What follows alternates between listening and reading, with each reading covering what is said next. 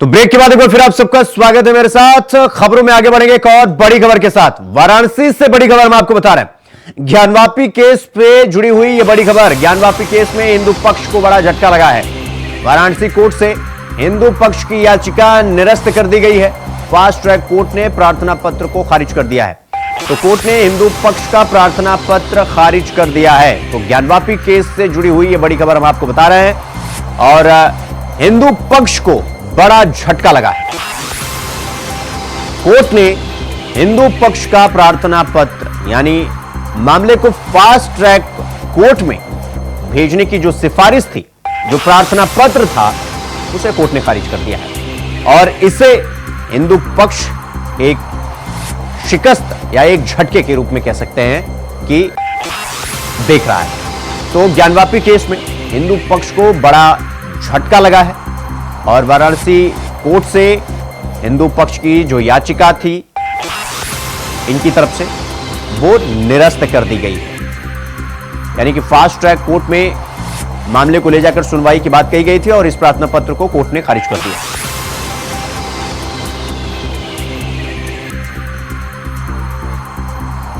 तो इस खबर पर हमारे साथ वाराणसी से हमारे सहयोगी धर्मेंद्र पांडे हमारे साथ जुड़ गए हैं। धर्मेंद्र, हिंदू पक्ष कि ये शिकस्त और क्या कुछ कोर्ट ने कहा प्रार्थना पत्र को खारिज करने के दौरान? जी बिल्कुल, स्वयं बता दें कि ज्ञानवापी मामले को लेकर के 35 साल पुराने विवाद को फास्ट ट्रैक डिवीजन कोर्ट में याचिका दायर की गई थी। तो मैं हिंदू पक्षकारों का यह मांग था कि सर्वे जो कराए गए हैं अब तक वह सर्वे अधूरे हैं और भी जो सर्वे जो कराए और भी जो बचे हुए सेफ सर्वे है गुम्बद के नीचे के क्षेत्र हैं और भी जो सर्वे हैं तो पुनः कराए जाएं और उसको कराने के बाद जो है पुनः सर्वे कराया जाए और कराने के बाद जो है उससे रिपोर्ट को तलब किया जाए, तभी जाकर मामले साक्ष्य सामने आएंगे और मामला क्लियर होगा। लेकिन वही दूसरी ओर जो है मुस्लिम पक्षकारों ने इस मामले का विरोध दर्ज कराया था। मुस्लिम पक्षकारों ने यह कहा था कि इस मामले अगर सर्वे कराया जाता है कहीं कहीं मस्जिद जो है धराशायी हो सकता है, शरीयत हो सकता है। दोनों पक्षों की बातों को सुनने के बाद फास्ट ट्रैक कोर्ट ने आज फैसले को सुनाना था। तो धर्मेंद्र, मैं ये जानना चाह रहा हूं कि हिंदू पक्ष का जो ये प्रार्थना पत्र था, सिफारिश थी, इसे खारिज किया गया। हिंदू पक्ष का क्या कुछ याचिका थी, क्या कुछ मांग था हिंदू पक्ष का जिसे कोर्ट ने खारिज किया? हिंदू पक्षकारों की मांग थी कि जो बचे हुए जो क्षेत्र है उसमें सर्वे कराया जाए और वह पुनः जो है नियमित दर्शन करने के लिए जो है इजाजत दी जाए। ये दोनों मामलों को लेकर मुस्लिम पक्षकारों ने एतराज जताया था। इसको फास्ट ट्रैक कोर्ट ने जो है पुनः खारिज कर दिया है और खारिज करते हुए हवाला सुप्रीम कोर्ट और हाई कोर्ट के का हवाला देते हुए इस मामले को पुनः खारिज कर दिया है। नहीं तो धर्मेंद्र, अब हिंदू पक्ष ये चाहता था कि ये पूरा मामला फास्ट ट्रैक कोर्ट में जाए और जल्द से जल्द इसकी सुनवाई हो, लगातार बैक टू बैक, जैसे अयोध्या के मामले में हमने ऐसी याचिका देखी थी। सवाल ये है कि अब ये खारिज हो गया है, अब हिंदू पक्ष के पास अगला क्या ऑप्शन बचता है? अब हिंदू पक्ष क्या सुप्रीम कोर्ट का रुख करेगा, हाई कोर्ट की तरफ रुख करेगा? अगला क्या कुछ ऑप्शन है हिंदू पक्ष के पास? क्यों बताता हूँ, हिंदू पक्षकारों के पास दो ऑप्शन है। पहला ऑप्शन यह है जिला कोर्ट में आवेदन करें, दूसरा यह है हाई कोर्ट जाएं। इस मामले में हिंदू पक्षकारों को अपनी रणनीति बनानी होगी या इसका इंतजार करना होगा कि अगला इनका कदम क्या होगा। हालांकि दोनों जो है इनके पास ऑप्शन खुले हुए हैं, जिला कोर्ट में भी आ सकते हैं, दूसरा हाई कोर्ट में भी इनकी यह मामला दायर कर सकते हैं। अब अगला रणनीति इनका कदम क्या होगा इसका इंतजार करना पड़ेगा। और धर्मेंद्र, मुस्लिम पक्ष का क्या टेक था, उनकी क्या डिमांड थी, उनकी क्या मांग थी? मुस्लिम पक्षकारों का यह कहना था कि सर्वे दोबारा किए जाएंगे, गुम्बद के नीचे के सर्वे कराए जाएंगे तो मस्जिद क्षतिग्रस्त कहीं न कहीं क्षतिग्रस्त हो सकती है और काफी जो नुकसान हो सकता है। दोनों पक्षों की दलीलों को सुनने के बाद, हालांकि आज लंच के बाद का मामला था, लंच के बाद जो है निर्णय आना था और लंच के बाद निर्णय को आने में काफी लंबा समय लगा और शाम 6:30 बजे के आसपास जो है कोर्ट ने फैसला सुनाया है और कहीं कहीं जो है हिंदू पक्षकारों की जो है कोई निराशा हाथ लगी है और मुस्लिम पक्षकारों की जीत दिखाई दे रही है। धर्मेंद्र, हिंदू पक्ष ये कह रहा है कि ये जो भी मामला है, चाहे सर्वे का मामला हो या ये पूरा जो मामला है, इसे फास्ट ट्रैक कोर्ट में ले जाया जाए। मुस्लिम पक्ष की अलग याचिका है। सवाल यह है कि अब कोर्ट के पास क्या ऑप्शन बचेगा, क्योंकि अब कोर्ट एक ना तो मुस्लिम की तरफ, जो मुस्लिम पक्ष है उनकी तरफ कोई फैसला सुना पा रहा है, ना हिंदू पक्ष की याचिका जो है अब वो स्वीकार कर पा रहा है। अब कोर्ट के पास क्या ऑप्शन बचता है? क्या कोर्ट इस मामले को अपर हाउस भेजेगा या क्या करेगा? 33 साल का बता दें पुराना मामला है जिसको लेकर हाई कोर्ट ने पहले प्रक्रिया दी थी। इस मामले में डिवीजन कोर्ट फास्ट को कहा था कि इस मामले में जल्द सुनवाई की जाए, 6 महीने के अंतराल में इस मामले का निस्तारण हो। इसको देखते हुए फास्ट ट्रैक ने आज एक बड़ा कदम उठाया है। ऐसे अपना फैसला सुरक्षित रखा है और सुनाया है। इस सुरक्षित फैसले ठीक होने है, के बाद अब ठीक है धर्मेंद्र, ठीक है, बहुत बहुत धन्यवाद आपका हमसे जुड़ने के लिए और जानकारी हमारे साथ साझा करने के लिए। तो कोर्ट ने हिंदू पक्ष का जो प्रार्थना पत्र था, अर्जी थी, उसे खारिज कर दिया है। खबरों में आगे बढ़ेंगे एक और बड़ी खबर के साथ। अयोध्या से बड़ी खबर आपको बता दें कि दीपोत्सव में संगीत की धुन पर जमकर आतिशबाजी होगी। आतिशबाजी का 5 किलोमीटर दूर से नजारा देखा जा सकता है। सीएम योगी के नेतृत्व में 8वां दीपोत्सव भव्य, नव्य और दिव्य होने जा रहा है। तो राम की पैड़ी पर भव्य ग्रीन आतिशबाजी शो होगा, जिसे 5 किलोमीटर दूर से देखा जा सकता है। आसमान में 600 फीट ऊपर तक आतिशबाजी होगी। 1500 मीटर के स्टेज पर green aerial fire cracker show होगा। तो आपको बता दें कि राम मंदिर निर्माण के बाद, राम मंदिर में भगवान के आने के बाद यह पहली ऐसी दीपावली है जो सभी राम भक्तों के लिए नव्य है, दिव्य है और कार्यक्रम के आयोजन के दौरान पता चल रहा है कि भव्य भी। तो इस खबर पर हमारे साथ हमारे सहयोगी विनय मिश्रा हमारे साथ अयोध्या से जुड़ गए हैं। विनय, क्या कुछ तैयारी दीपावली की? बिल्कुल शिवम, आपको यहाँ बता दूं कि दीपोत्सव के कार्यक्रम को लेकर के तैयारियां पूरी तरीके से यहाँ पे जोरों से चल रही है। और यहाँ पे जो दीपोत्सव का कार्यक्रम है उसमें जो है 27 अक्टूबर को जो है यहाँ एक रिहर्सल के तौर पे जो है भगवान के जो झांकियां है वो निकाली जाएंगी और ये साकेत महाविद्यालय से चल करके जो है लता चौक तक की जाएगा। तो वहाँ चौक से जब पहुंचेगी झांकियां तो उसका स्वागत जो है संभवतः मुख्यमंत्री योगी आदित्यनाथ कर सकते हैं। तो ये अपने आप में एक अलग देखने को यहाँ पे झांकी मिलेगी। सबसे खास बात यहाँ पे ये है कि भगवान के जो भी चरित्र है वो पूरे चरित्र का वर्णन यहाँ झांकियों के माध्यम से किया जाएगा। तो इस झांकी को देखने के लिए भी बहुत दूर से लोग आते हैं। पूरी अयोध्या के लोग जो है अपनी छतों से खड़े होकर के, बाहर से खड़े होकर के लोग इस झांकी विनय, क्या कुछ खास होने जा रहा है इस बार की दीपावली में और ये दीपावली बाकी दीपावली से अलग कैसे? विनय, इस बार जो दीपोत्सव का कार्यक्रम है वो अपने आप में एक अलग देखने को मिलेगा। वजह यह है कि भगवान राम का जो राम मंदिर है वो अभी यहाँ पे बनकर के 22 जनवरी को यहाँ पे जो है प्रतिष्ठा का कार्यक्रम हुआ और ये पहली दीपावली भगवान राम के मंदिर बनने के बाद हुई है। ठीक है विनय, ठीक है, बहुत बहुत धन्यवाद हमारे साथ जुड़ने के लिए विनय और जानकारी हमारे साथ साझा करने के लिए। तो आसमान में 600 फीट ऊपर से आतिशबाजी देखी जा सकती है और जब से भगवान राम का अयोध्या में आगमन हुआ है ये पहली दीपावली है जो इतनी भव्य होने जा रही है। खबरों में आगे बढ़ेंगे एक और बड़ी खबर के साथ। प्रयागराज से ये बड़ी खबर हम आपको बता रहे हैं। महाकुंभ में फ्लोटिंग रेस्टोरेंट का पर्यटक जो है वो लुत्फ उठाएंगे। श्रद्धालु जो आएंगे, पर्यटक जो आएंगे, उनको सुविधा देने के लिए सरकार लगातार प्रयासरत है। टूरिज्म विभाग फ्लोटिंग रेस्टोरेंट उपलब्ध करवाएगा। पर्यटकों को नया और अनोखा अनुभव इस बार फ्लोटिंग रेस्टोरेंट में मिलेगा। तो इस बार महाकुंभ में प्रयागराज में फ्लोटिंग रेस्टोरेंट का जो पर्यटक हैं वो लुत्फ उठाएंगे। जो श्रद्धालु आएंगे प्रयागराज वो इसका लुत्फ उठा पाएंगे और पर्यटकों को सरकार सुविधा देने के लिए लगातार प्रयासरत है। टूरिज्म विभाग फ्लोटिंग रेस्टोरेंट उपलब्ध करवाएगा। तो पर्यटकों को इस बार महाकुंभ में प्रयागराज में नया और अनोखा अनुभव फ्लोटिंग रेस्टोरेंट का के रूप में मिलेगा। इस खबर पर हमारे साथ हमारे सहयोगी शोएब रिजवी हमारे साथ प्रयागराज से जुड़ गए हैं। शोएब, इस बार फ्लोटिंग रेस्टोरेंट की बात कही जा रही है, क्या कुछ नया अनुभव इस बार पर्यटकों को और जो वहां पर दर्शनार्थी आएंगे या एक तरीके से कहें कि वो श्रद्धालु आएंगे, इस बार उनको अलग एक्सपीरियंस कैसे मिलेगा? क्या कुछ तैयारी? देखिए, दरअसल इस बार का जो कुंभ है उसको यादगार बनाने के लिए न सिर्फ केंद्र और उत्तर प्रदेश की सरकार, तमाम जो डिपार्टमेंट है, अलग अलग जो विभाग है, वो भी अपने स्तर पर अलग अलग तरीके की तैयारियां कर रहे हैं। टूरिस्ट डिपार्टमेंट भी इसमें फ्लोटिंग रेस्टोरेंट का एक नया एक्सपीरियंस देने जा रही है श्रद्धालुओं को। तो कह सकते हैं कि इसमें रेस्टोरेंट में सारी सुविधाएं रहेंगी। तो ये कहा जा सकता है कि कुंभ में न सिर्फ जो श्रद्धालु आएंगे वो माँ गंगा से आशीर्वाद लेंगे, डुबकी लगाएंगे, उनको किसी तरह की असुविधा ना हो, इसीलिए पूरे शहर को स्पेंड माई सिटी की तहत ज्यादातर दीवारों पर जो भारतीय संकेत है उसको उकेरने वाली तस्वीरें बनाई गई है, उससे ये कोशिश की गई है कि जो भी शहर में आएगा यहाँ के कल्चर, इस देश के कल्चर को जानने की कोशिश करेगा। उसके अलावा टूरिस्ट डिपार्टमेंट में बाकायदा इस तरह से कह सकते हैं कि प्रदर्शनी भी लगाएगी जिसमें यहाँ के संस्कृति से लोगों को रूबरू कराएगी। तो ये कहा जा सकता है कि हर डिपार्टमेंट जो भी इसमें इन्वॉल्व होता है इस बार 40 करोड़ शोएब, ये जो फ्लोटिंग रेस्टोरेंट की बात कही जा रही है, जिसका ये कहा जा रहा है कि भाई पर्यटक जो आएंगे, श्रद्धालु जो आएंगे, लुत्फ उठाएंगे, ये इनिशिएटिव सरकार की तरफ से लिया गया है या किसी कंपनी की तरफ से सरकार के आदेश पर? देखिए, ज्यादातर इस तरह की जो योजनाएं हैं वो डिपार्टमेंट के, जो टूरिस्ट डिपार्टमेंट है इसके थ्रू है, सारे काम हो रहे हैं। ये अलग बात है कि बहुत से ऐसे काम है जिसमें जो प्राइवेट सेक्टर के लोग हैं उनको भी जोड़ा गया है, उनकी भी मदद दी जा रही है।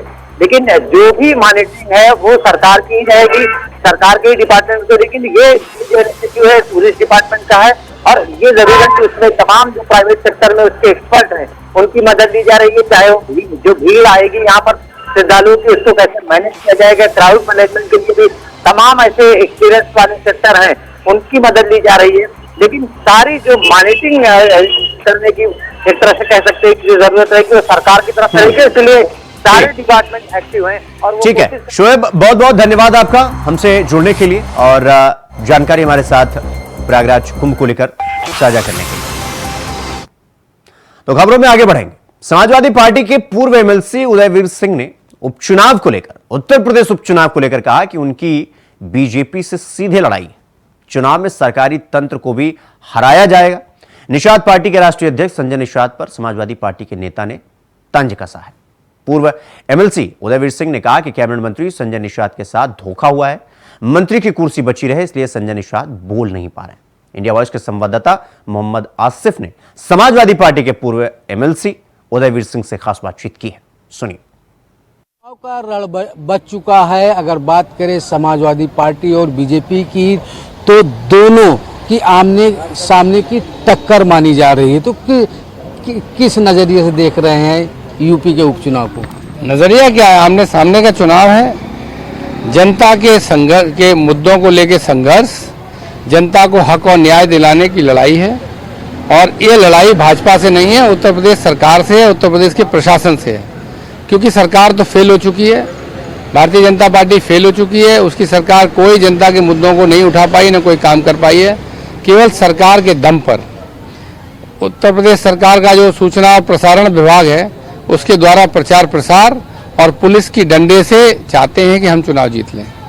आज कैबिनेट मंत्री संजय निषाद ने एक पीसी किया डिप्टी सीएम केशव प्रसाद मौर्य के साथ। उन्होंने कहा कि सपा को हराने के लिए हमने सीटें छोड़ दी हैं और सपा जीते ना, इसके लिए जो है वह बीजेपी के साथ। अगर डिप्टी सीएम के पास बैठ के कुछ भाजपा को हराने की बात कर देंगे संजय निषाद जी, तो आपको लगता है उनके कैबिनेट मंत्री की कुर्सी बचेगी? उन्होंने आज उसी प्रेस में ये स्वीकार किया कि उनको सीटें नहीं मिली जिन पे उनका हक था। उन्होंने ये भी स्वीकार किया कि हमसे उनसे वादा किया गया था, लेकिन 7 साल 8 साल हो गए, न केंद्र की सरकार ने निषाद समाज के सामाजिक न्याय के मुद्दे को सुलझाया, न प्रदेश सरकार ने सुलझाया। और उनसे वादा किया गया कि जो बड़ी अंतर्राष्ट्रीय स्तर की समस्याएं उन्हें सुलझा लेंगे, तब आपकी बारी आएगी। तो खबरों में आगे बढ़ेंगे। मेरठ के थाना सुरूरपुर क्षेत्र में घटना का खुलासा पुलिस ने महज 9 घंटे में कर दिखाया है।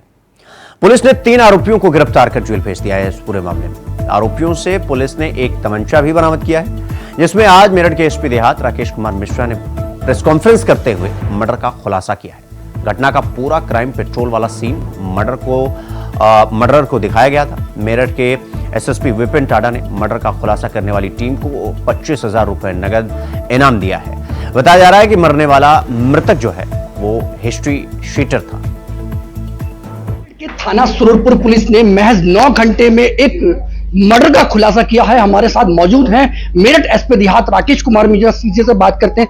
सर, एक लूट का मर्डर का खुलासा हुआ है, सर क्या कुछ कहेंगे?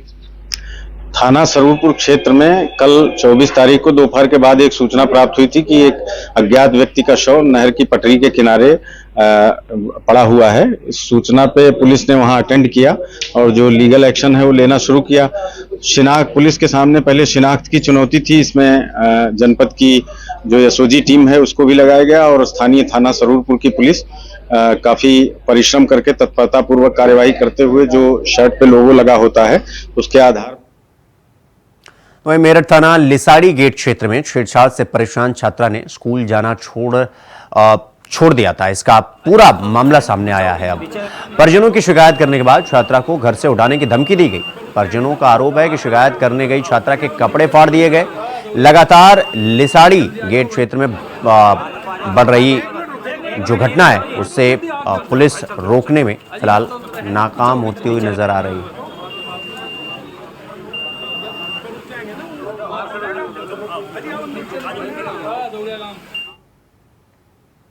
वहीं बुलंदशहर के जहांगीरपुर थाना क्षेत्र के भुन्ना जाटान गांव में खाद्य सुरक्षा विभाग की टीम ने पनीर बनाने वाले प्लांट पर छापेमारी की। खाद्य सुरक्षा विभाग की टीम को देखकर लोगों ने भागना शुरू कर दिया। मौके पर भारी मात्रा में केमिकल से बना हुआ दूध मिला जिससे मिलावटी पनीर बनाया जाता था। खाद्य विभाग की छापेमारी की सूचना पर खुर्जा एसडीएम मौके पर पहुंचे और खाद्य सुरक्षा आयुक्त ने बताया कि लगातार यहां से मिलावटी पनीर बनाने की सूचना मिल रही थी, जिसके आधार पर कार्रवाई की गई।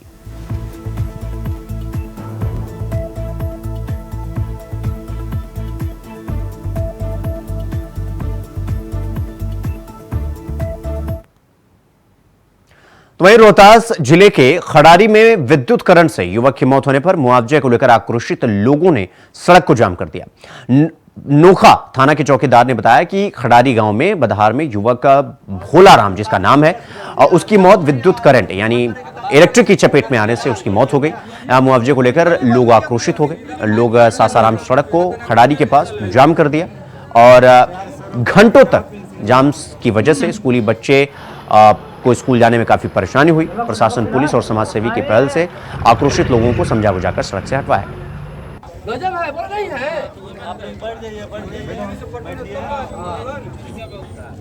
अपने लड़का क्या है जी? अपने लड़का को बोलिए इधर बैठने के लिए, तो क्या करूं? उल्टा सीधा कर दिया। तो खबरों में आगे बढ़ेंगे। अगली खबर सासाराम से है, जहां शिवसागर थाना क्षेत्र के घोरगढ़ गांव के समीप अपराधियों का पीछा कर रहे एक पत्रकार के चचेरे भाई को अपराधियों ने 5 गोली मारकर मौत के घाट उतार दिया। मृतक कैमूर जिले के कुंद्रा निवासी चिंतन सिंह के पुत्र भानु प्रताप सिंह बताया जाता है कुंद्रा नगर थाना क्षेत्र के अवध नगर छतरी इलाके में शुक्रवार रात 3 अपराधी मृतक भानु प्रताप सिंह के दरवाजे से बाइक चुरा कर भागे थे और इसकी सूचना घर वालों को ही तो अपने कार में सवार होकर अपराधियों का पीछा करने लगे और शिवसागर थाना क्षेत्र के गोरघाट के पास ये पूरी घटना घट गई।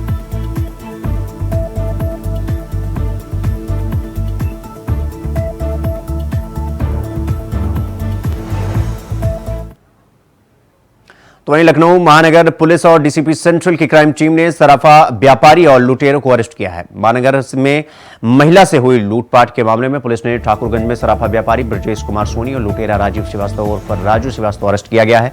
पुलिस ने अन्य लुटेरे जिसका नाम धीरज है और उसकी तलाश कर रही है। लुटेरे पर लूट, आर्म्स एक्ट और मारपीट के 12 मामले पहले से दर्ज है।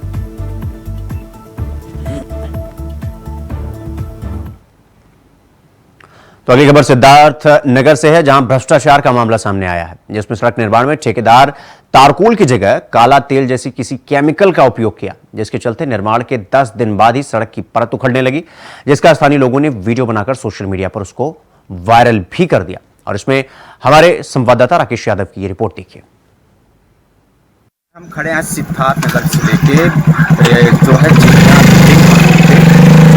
सरकार दावे करती है कि भ्रष्टाचार मुक्त शासन चल रही है, लेकिन वहीं एक रोड बनाया गया जो कि भ्रष्टाचार का वो शिकार हो गया। अब आप देख सकते हैं किस तरह से ये रोड बनाया गया है, जो कि नीचे मिट्टी ही है, उसके ऊपर से ना तो उस पे वो तारकुल लगाया गया, तारकुल ना मिक्सिंग किया गया है, इस तरह से इसको बना दिया गया और लाखों बेकार लिया गया। जब वहीं जेई से बात की गई तो उसका कहना है कि इस तरह का मामला संज्ञान में आया है, पत्र लिखा जा रहा है। आखिर वो अभी तक क्या कर रहा था? कुंभकर्णी नींद सो रहा था क्या? क्यों नहीं जागा? इसको तो ध्यान देना चाहिए था, पहले ही एस्टीमेट में चेक करना चाहिए था, मौके पे जाके चेक करना चाहिए था। अब जब ग्रामीणों ने उसे सोशल मीडिया पे वायरल किया तब जाके कुंभकर्णी नींद से जाके अब यहीं के ग्रामीण है, उनसे बात करता हूँ। आप बताइए, ये रोड जो बना है क्या इसमें गुणवत्ता है, क्या कमियां हैं? देखिए, पूरा कमी है, नीचे मिट्टी पे ही पूरा जो है पीसी कर दिया गया है। अब मिट्टी मिट्टी पे पीसी कहाँ चलेगा, और इसमें केमिकल डाल करके काला कर दिया गया है, कहीं तारकोल भी आपको नहीं नजर आएगा। तो ये जो अशोक चौधरी है जेई, ये बहुत बड़े भ्रष्टाचारी है। इससे ये तो बुलेटिन में फिलहाल अभी के लिए बस इतना ही। देश और दुनिया की तमाम खबरों को देखने के लिए देखते रहिए वॉइस। नमस्कार।